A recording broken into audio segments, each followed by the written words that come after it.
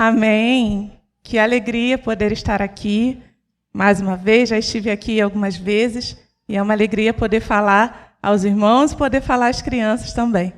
Eu queria, para a gente começar, queria fazer uma enquete rápida. E assim, eu vou falar algumas coisas. Se você se encaixa na situação que eu vou mencionar, eu vou pedir para você levantar a sua mão. Combinado? Então vamos lá. Quem é que sabe o que é um LP? Você pode olhar aí para o lado para ver. Quem aqui já enviou uma carta? Escreveu, foi lá, colocou no correio. Quem aqui já recebeu uma carta? Não vale boleto. É carta mesmo, que alguém escreveu para você. Quem aqui já gravou música em fita cassete? Já? Gente, estou impressionada. Quem aqui já utilizou uma máquina de escrever? Fez curso de datilografia? Cadê? Deixa eu ver. As crianças estão olhando assim, meu Deus, o que é isso? Quem aqui já colocou um filme para revelar? Da Kodak?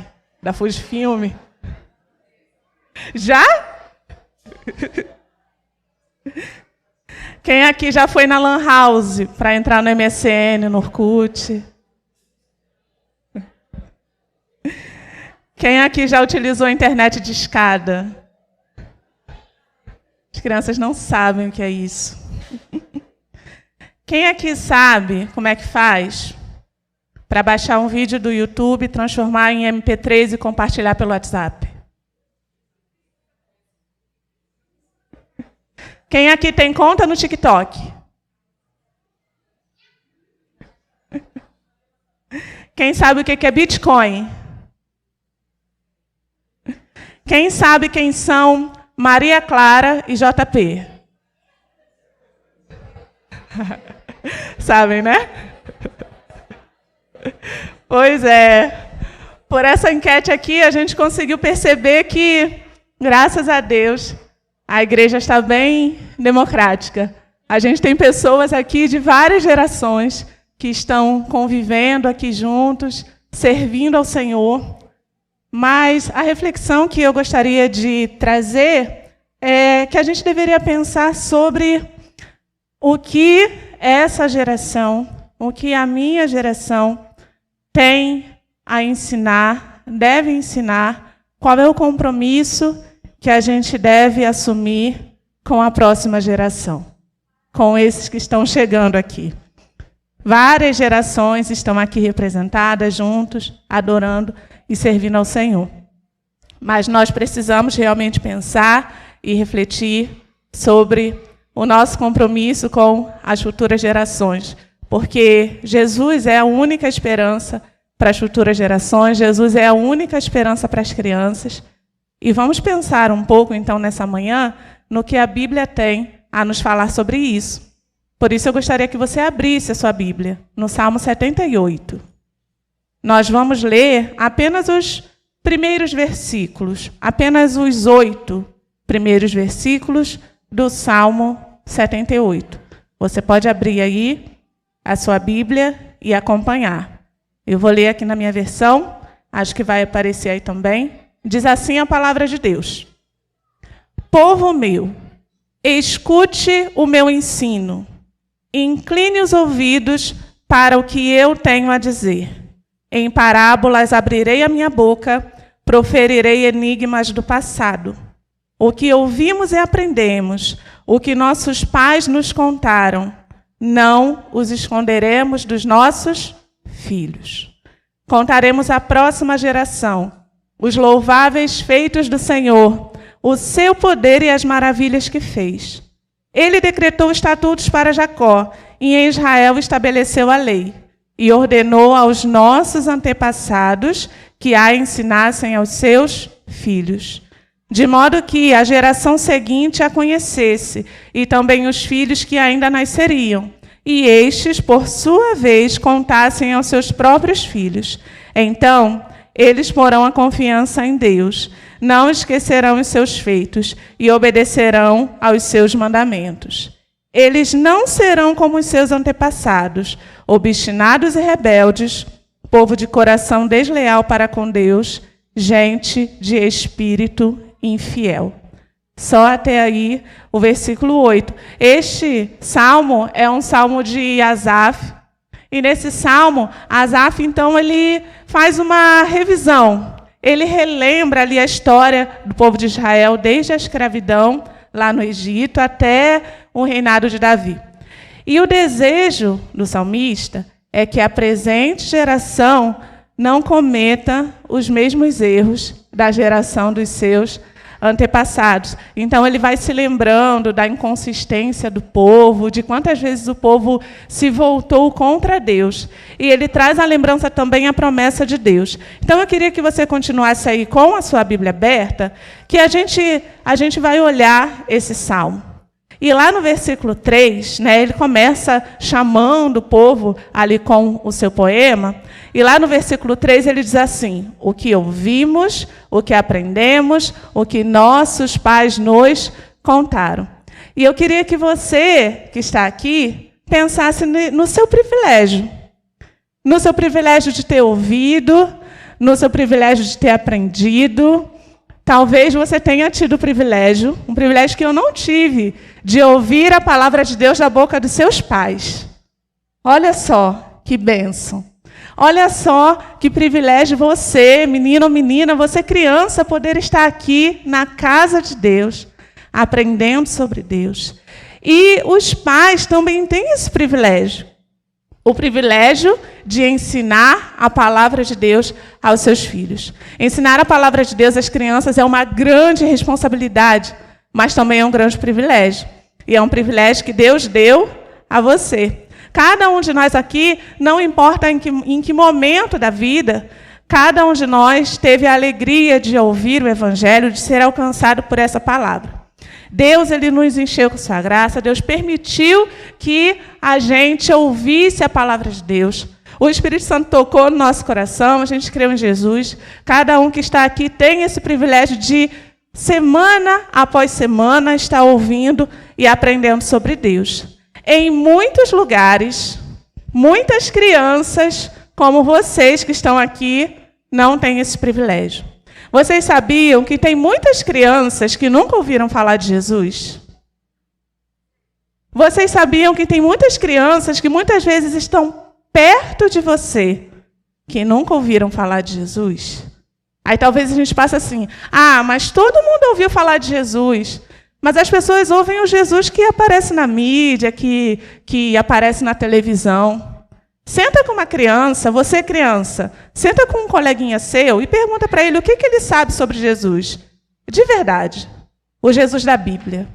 A gente vai se surpreender com o número de pessoas, com o número de crianças que nunca ouviu a mensagem da salvação de verdade e de fato.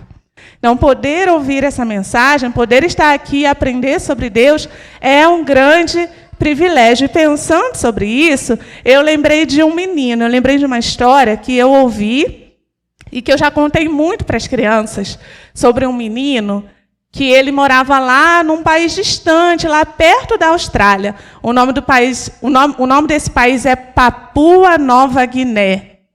Fala comigo, crianças. Papua Nova Guiné. Nome diferente, né? Pois é esse o nome do país, Papua Nova Guiné. E esse menino, ele só recebeu o nome dele quando ele fez 1 ano. Porque lá onde ele vivia, os pais esperavam a criança fazer 1 ano para poder dar nome para essa criança. E essa criança recebeu um nome, sabe qual era o nome dele? Oliofá. Nome bonito, né?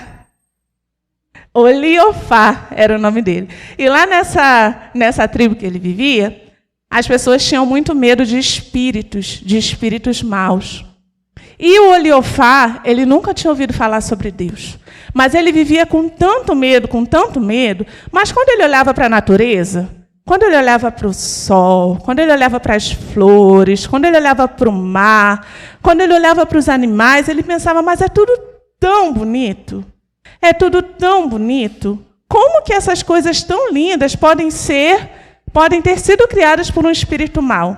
Deve haver um espírito bom. Se existe um espírito mau, então tem que ter um espírito bom. E um dia, o Oliofá, ele sentou ali na beira do rio e ele falou assim: espírito bom, se o Senhor existe, envie alguém para me contar. Ele não sabia, mas ele estava fazendo uma oração. E ele fez essa oração, que ele nem sabia que era uma oração, durante 3 anos. E depois de 3 anos, todos os dias, o Oliofá indo ali, sentando ali na beira do rio e pensando: envie alguém para me contar. Sabe o que aconteceu? Depois de 3 anos, chegou uma pessoa ali naquela aldeia. Sabe quem ele era? Um missionário. E ele pegou a sua Bíblia e explicou para aquela criança, para o Oliofá, que existia um Deus, e que esse Deus o amava, e que esse Deus era bom. Era tudo que ele queria ouvir. E o Evangelho foi apresentado àquela criança, e ela recebeu Jesus em seu coração. Lá numa tribo, lá em Papua Nova Guiné, Deus precisou enviar um missionário. Talvez você tenha ouvido o Evangelho, talvez você ouça o Evangelho do seu pai, da sua mãe, do seu avô, você está aqui na igreja, você aprende a palavra do Senhor. Que privilégio! Esse é o nosso privilégio, que está relatado aqui no Salmo 78. O que nós ouvimos, o que os nossos pais nos contaram. E aí, a gente deve pensar, se eu, se você, se a gente teve já esse privilégio de ouvir dos nossos pais, dos nossos professores, dos nossos avós, de ouvir a palavra de Deus. Seguindo no Salmo, o salmista fala assim: isso que nós ouvimos, isso que os nossos pais nos contaram, isso que nós aprendemos, não o esconderemos dos nossos filhos. Contaremos à próxima geração os louváveis feitos do Senhor, o seu poder e as maravilhas que fez. Então, aqui, o salmista, ele se coloca diante de Deus e ele se coloca fazendo como que uma promessa, um compromisso. Qual é o compromisso? Nós não esconderemos dos nossos filhos. Nós vamos contar à próxima geração. Nós vamos contar os louváveis feitos do Senhor, nós vamos contar o seu poder, nós vamos contar as maravilhas que ele fez. Então, Asaf, ele estava se comprometendo a cumprir a vontade de Deus em relação à futura geração. E esse é um compromisso que todos nós precisamos assumir. Talvez alguém pense assim: mas eu não tenho filho, isso não é comigo. Mas é. Porque é uma questão de obedecer aquilo que Deus está colocando. Até porque, como igreja, nós somos uma família. Então, o compromisso com a próxima geração tem que ser o compromisso dessa geração. Essa geração precisa estar comprometida em ensinar a palavra de Deus à próxima geração. Então, a gente realmente precisa pensar nisso, pensar nesse compromisso. Por quê? Porque cada vez que nasce uma criança, quando a gente olha para a nossa igreja e a gente vê as crianças sentadas aqui, isso significa que Deus ainda tem coisa para fazer. Deus está escrevendo a sua história através da sua vida e também através da vida de cada criança que está aqui. E Deus quer usar a nossa vida para ensinar a palavra de Deus para essas crianças. Então, cada um de nós deve se comprometer, assim como Asaf fez. Nós não esconderemos de nossos filhos. Nós contaremos à futura geração os louváveis feitos do Senhor. Nós contaremos à futura geração o seu poder. Nós contaremos à futura geração as maravilhas que ele fez. Seu filho já ouviu o seu testemunho? Você já contou para ele o que Deus fez na sua vida? A gente precisa pensar nisso. Então, a gente precisa pensar que a criança, cada criança que está aqui, precisa de Jesus, precisa conhecer Jesus, precisa ouvir o Evangelho, precisa ouvir a palavra de Deus tanto quanto qualquer adulto. Quando a Bíblia diz, quando Jesus dá a ordem, lá em Marcos 16:15, vão pelo mundo todo e anunciem o evangelho a toda, muito bem, a toda criatura. Ou seja, a todas as pessoas. Quem aqui é criatura de Deus? Levanta a mão, deixa eu ver. Todo mundo, né? Pois é, todo mundo. Jesus não falou, anuncie o evangelho a todos os adultos, ou a todos os maiores de 12 anos, ou a todos aqueles que você acha que tem capacidade para entender. A gente deve anunciar o evangelho a todas as pessoas, a toda criatura. Por quê? Quem é que faz uma pessoa entender o evangelho? Adulto, criança. Quem é que faz a obra? É o Espírito Santo. Então é Ele. Qual é o nosso papel? Nós precisamos estar preparados para compartilhar, para contar, para não esconder da próxima geração. E muitas vezes as pessoas estão esperando. Eu já ouvi isso. Não, eu vou esperar um pouquinho, que daqui a pouco ela fica maior, aí ela vai entender melhor. Esperando o quê? Quem é que espera para contar mentira para a criança? Vamos conversar aqui, não tem ninguém ouvindo. Qual é a fase da nossa vida que contam mais mentira para a gente? Fala aí. Não é? Se as pessoas estão dispostas a contar mentira para as crianças, e as pessoas contam mentira, as pessoas contaram um monte de mentira para mim quando eu era criança, sabe o que eu fiz? Acreditei. O problema estava em mim? Não. O problema estava que o que me contaram não era verdade. Se a criança pode acreditar na mentira, ela também pode acreditar na verdade. Por que vai esperar? Esperar o quê? Ninguém espera para contar mentira para as crianças. E o inimigo também ele não espera para atacar as crianças. Então, as crianças estão muito mais preparadas para ouvir o evangelho, para aprender a mensagem da salvação, do que nós estamos preparados para compartilhar essa mensagem com elas. E esse precisa ser um compromisso de todos nós. Cada família precisa estar comprometida em apresentar a mensagem da salvação às crianças, de maneira clara, simples e completa. Família e igreja estão trabalhando juntas e precisam trabalhar juntas nesse mesmo propósito, de levar as crianças a Cristo.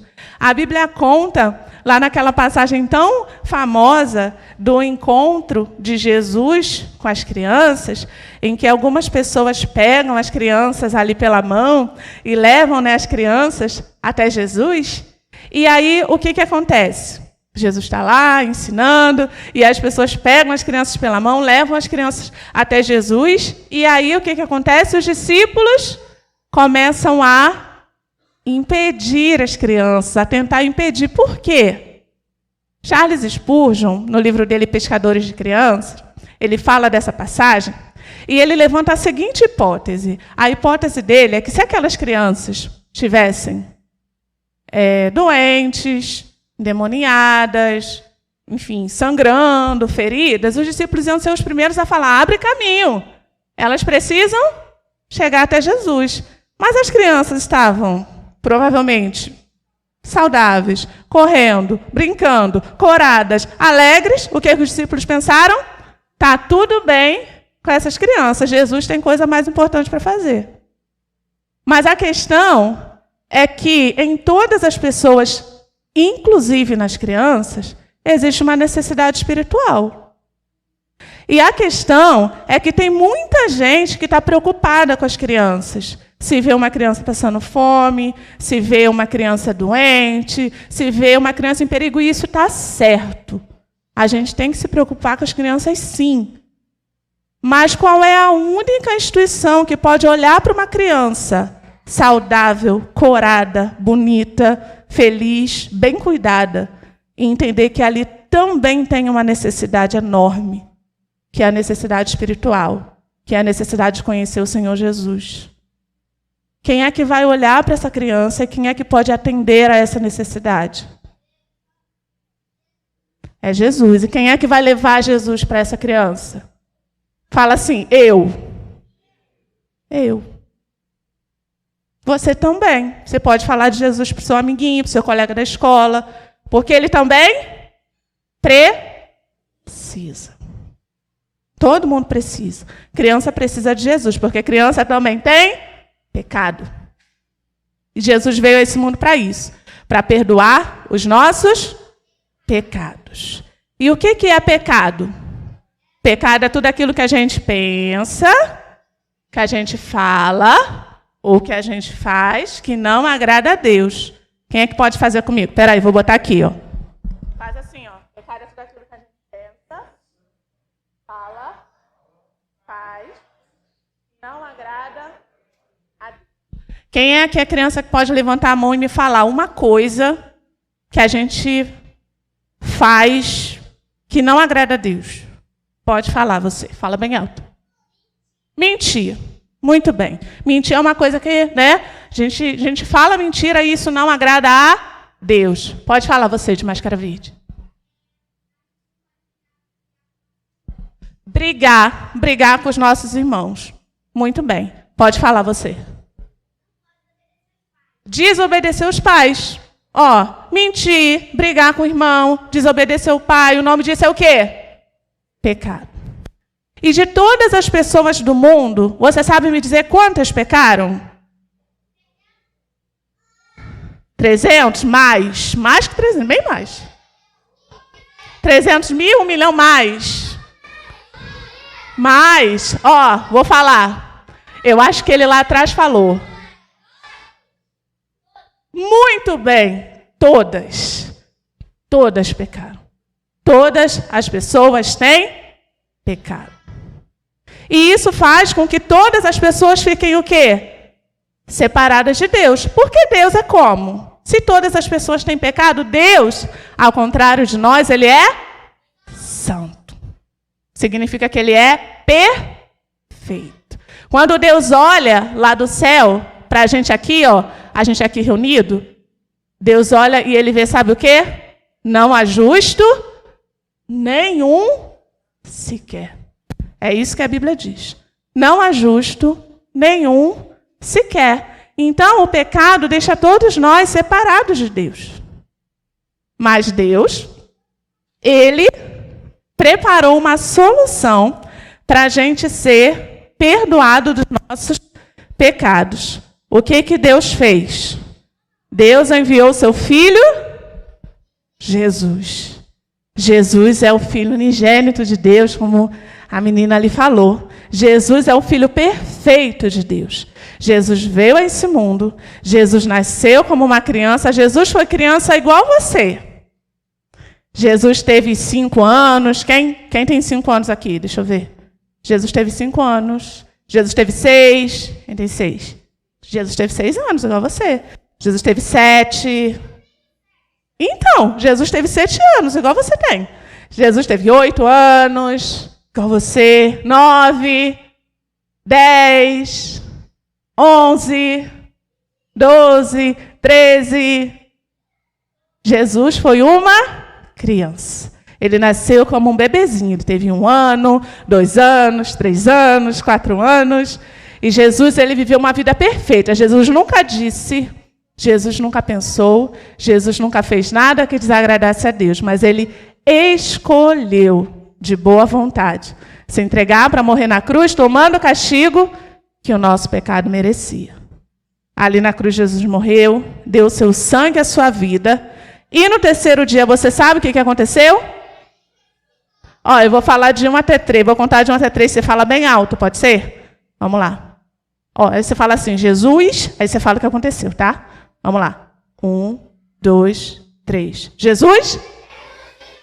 Muito bem. Jesus ressuscitou. Ele voltou a viver para nunca mais morrer.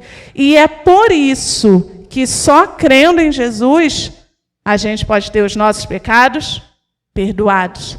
E a gente pode ganhar o direito de viver perto de Deus. Agora, aqui, e depois um dia, para sempre, lá no céu. Jesus é o único caminho para Deus. O que Deus fez por nós? Quais são esses feitos de Deus que a gente deve contar para os nossos filhos?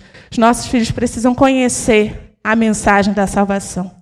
Os nossos filhos precisam conhecer quem é Jesus. E quem é que tem que se comprometer em contar isso para ele? Nós. Todos nós precisamos assumir esse compromisso. E seguindo aqui no Salmo, a gente chega aqui no versículo 5. Diz assim: Ele decretou estatutos para Jacó, e em Israel estabeleceu a lei, e ordenou aos nossos antepassados que a ensinassem aos seus filhos. Muito bem. Então, aqui tem uma ordem de Deus, né? Que cada geração, que cada um conte aos seus filhos. A ordem é clara. Ensinem aos seus filhos. Deus está dando uma ordem aqui. A gente precisa ensinar as crianças. As crianças precisam conhecer a Deus. As crianças precisam ser levadas a Cristo. As crianças precisam conhecer a verdade. As crianças precisam conhecer o Evangelho todo. Então, a gente precisa pensar nisso, pensar nessa ordem de Deus, porque em toda a Bíblia, Deus mostra a sua preocupação, o seu cuidado com as crianças e com as próximas gerações. Quando a gente olha, por exemplo, lá no Êxodo, quando Deus estabeleceu a festa da Páscoa, e se você abrir aí a sua Bíblia em Êxodo, no capítulo 12, 26 e 27, está escrito assim: quando o teu filho perguntar no futuro, dizendo: o que significa esta cerimônia? Qual é a resposta que você vai dar? Respondam-lhes: é o sacrifício da Páscoa ao Senhor, que passou sobre as casas dos israelitas no Egito e poupou as nossas casas quando matou os egípcios. Então o povo curvou-se em adoração. Então, Deus libertou o povo, falou para eles comemorarem todo ano. E o que ia acontecer automaticamente? As crianças iam perguntar. As crianças iam perguntar. E quando as crianças perguntassem, os pais tinham que estar preparados para contar. E aí, às vezes, passa a Páscoa, a criança pergunta: o que é a Páscoa? Às vezes chega alguém antes e fala que a Páscoa é o quê? Chocolate coelhinho. Uma vez aconteceu isso comigo, estou falando da minha experiência. Eu fui contar para a minha sobrinha, ela era pequenininha. Eu sentei ela no colo e falei: eu vou te contar a história da Páscoa. E aí contei a história da Páscoa toda. Aí quando eu acabei de contar, ela virou para mim e falou: mas tia, e o coelhinho da Páscoa? Aquilo me deixou triste. Porque eu falei: olha, eu vim contar a verdade. Alguém já chegou antes e contou uma coisa que não é. Mas Deus deixou lá, ó, essa festa aqui, vocês vão comemorar todo ano e o seu filho vai perguntar.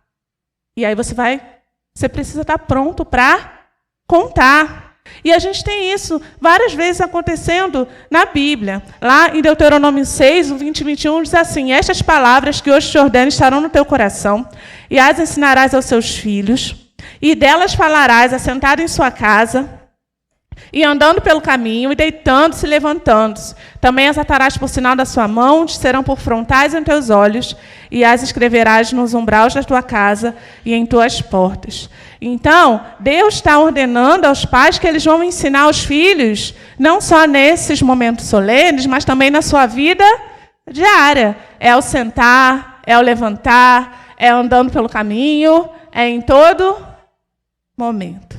E aqui é uma ordem de Deus. A minha versão, que é a NVI, diz: tu as ensinarás. Talvez você tenha uma outra versão em que esse versículo diz: tu as inculcarás. É para inculcar. E inculcar é repetir alguma coisa com insistência até frisar no espírito. Não é ensinar uma vez. Não é esperar que domingo a criança vai ouvir. É ao sentar, ao levantar, é andando pelo caminho, é em todo momento.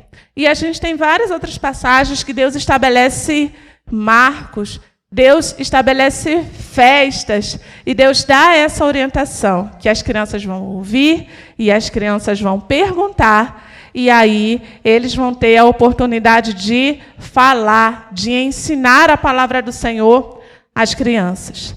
E aí, qual é o plano de Deus? Por que isso? Segue aí no Salmo 78, versículo 6. O versículo 6 diz assim: lá no Salmo 78 que a gente está acompanhando, de modo que a geração seguinte a conhecesse, e também os filhos que nasceriam, e eles ainda por sua vez contassem aos seus próprios filhos. Então você, criança que está aqui, que está aprendendo sobre Deus, que está ouvindo sobre Deus, sabe qual é o plano de Deus? Que você conte para os seus filhos. E os seus filhos, eles vão fazer o quê? E os filhos vão fazer o quê? E os outros? Exatamente, é esse o plano de Deus. Os filhos vão contar para os filhos, vão contar para os filhos, vão contar para os filhos. Deus tem um plano para o seu povo. E as crianças fazem parte do plano de Deus. E Deus conta conosco para ensinar a palavra de Deus para as crianças. E aí, quando a gente conta a palavra de Deus para as crianças, nesse plano dele, de que os filhos vão contar para os filhos, vão contar para os filhos, a gente deve esperar um resultado. Qual é o resultado que a gente deve esperar do nosso ensino da palavra de Deus às crianças? A Bíblia também diz, aí no versículo 7 diz assim: então eles porão a sua confiança em Deus. Não esquecerão os seus feitos e obedecerão aos seus mandamentos. É isso que vai acontecer. Então, essa é uma obra que a gente não pode fazer. A gente pode contar. A gente pode orar. A gente pode apresentar o evangelho. A gente pode trazer para a igreja. A gente pode ensinar sobre Deus. Mas quem vai regenerar o coração pecador do seu filho é Deus. É o Espírito Santo. É Ele que vai fazer a obra. E a gente precisa realmente confiar nisso. Confiar que ao obedecer a palavra do Senhor, que ao ensinar a palavra do Senhor às nossas crianças, que elas vão colocar a sua confiança em Deus. Por quê? Porque Deus não tem neto. Deus só tem filho. Então, cada criança precisa colocar a sua confiança em Deus. Cada criança precisa reconhecer e acreditar em Jesus como seu Salvador. Exatamente. E é esse o propósito de Deus. É esse o resultado que a gente deve esperar do nosso ensino. E trabalhar com as crianças é uma coisa maravilhosa. Porém, muitas vezes a gente não vê. Muitas vezes a gente ensina, a gente planta ali, e aquilo só vai gerar fruto um tempo depois. Às vezes a gente não vê. Mas a gente precisa confiar que Deus está trabalhando, porque a palavra do Senhor, ela não volta vazia. Então a gente deve o tempo todo esperar e confiar em Deus, que é Ele que vai operar através da palavra no coração das nossas crianças. Porque a criança precisa colocar a sua confiança no Senhor Jesus. Nós vimos aqui o tema da nossa campanha, lá em Atos, capítulo 4, versículo 12, que fala que a nossa salvação está em quem? Está só em Jesus. O que diz lá em Atos 4,12? Não há salvação em nenhum outro, pois debaixo do céu, nenhum outro nome dado aos homens, não há nenhum outro nome dado aos homens pelo qual devamos ser salvos. Então, a sua confiança precisa estar depositada só no Senhor Jesus. E as crianças, elas podem crer. Elas podem não esquecer daquilo que elas aprenderam. Quantos testemunhos a gente ouve de pessoas em momentos cruciais da sua vida que falam: eu lembrei de uma coisa que eu aprendi quando eu era criança. E naquele momento ali, Deus falou ao meu coração. Vale a pena ensinar as crianças. As crianças estão aprendendo o tempo todo. E a gente deve ensinar as crianças, confiando nisso, que elas vão colocar a sua confiança em Deus. Mas tem também uma possibilidade, que é uma possibilidade triste. Aí no versículo 8 diz assim: eles não serão como os seus antepassados, obstinados e rebeldes, povo de coração desleal para com Deus, gente de espírito infiel.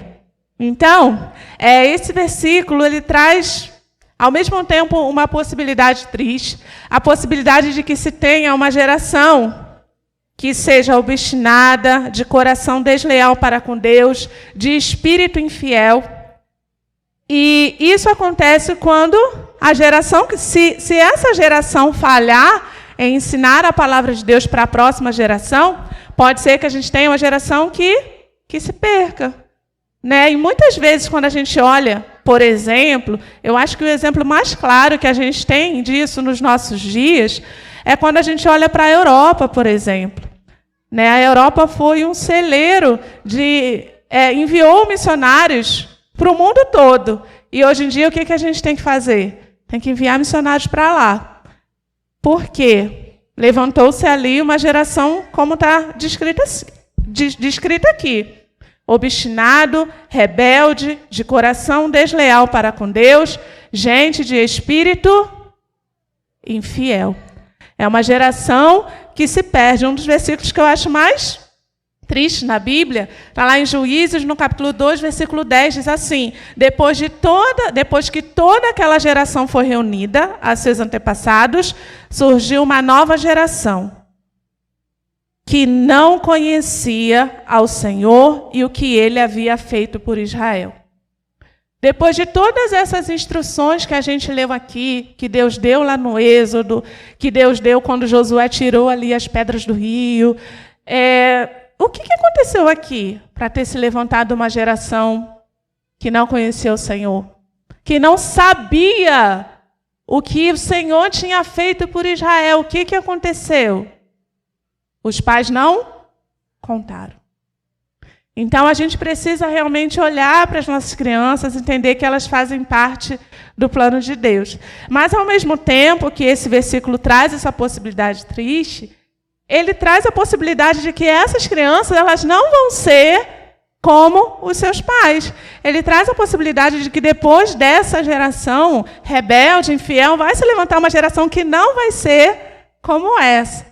Então, a gente deve continuar pregando, amando ao Senhor e servindo ao Senhor entre as crianças, confiando que é Ele que vai fazer a obra e que vai trabalhar na vida delas. Então, de tudo que eu falei aqui, se você puder guardar, deixar uma coisa no seu coração, eu vou ler de novo o versículo 4 do Salmo 78. Não esconderemos dos nossos filhos. Contaremos à próxima geração os louváveis feitos do Senhor, o seu poder e as maravilhas que fez. Que cada um de nós possa assumir esse compromisso com Deus. Independentemente se você tem um filho ou se você não tem. Ainda que você não tenha um filho, nem um neto, eu tenho certeza que você tem uma criança debaixo da sua influência. Eu tenho certeza que você conhece alguma criança e talvez essa criança não saiba quem é Jesus. Talvez ninguém tenha contado para ela os louváveis feitos do Senhor, o seu poder e as maravilhas que fez. Que nós sejamos instrumentos de Deus e possamos nos comprometer com essa geração que está aí. Porque as crianças estão no plano de Deus para o seu povo. Abaixa sua cabeça, feche seus olhos, vamos orar. Pensa aí numa criança. Talvez seja seu filho, talvez você não tenha. Talvez seja um vizinho que passa lá, que fica jogando a bola no seu portão, te incomodando. Quem sabe você não tem a oportunidade de falar de Jesus para ele. Quem sabe você não tem a oportunidade de falar com o pai dele. Se o pai dele deixa você trazer ele para a igreja domingo, para ouvir a palavra de Deus aqui. Vamos orar. Deus querido, muito obrigada, Senhor. Muito obrigada pela tua palavra. Muito obrigada, Senhor, pelo teu amor pela próxima geração, pelo teu amor pelas crianças.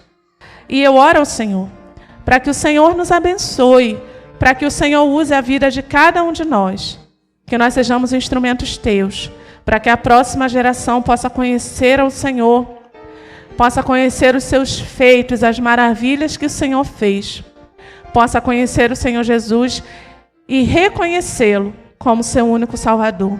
Que cada um de nós possa ser um instrumento do Senhor para pegar uma criança pela mão e levar essa criança até Jesus.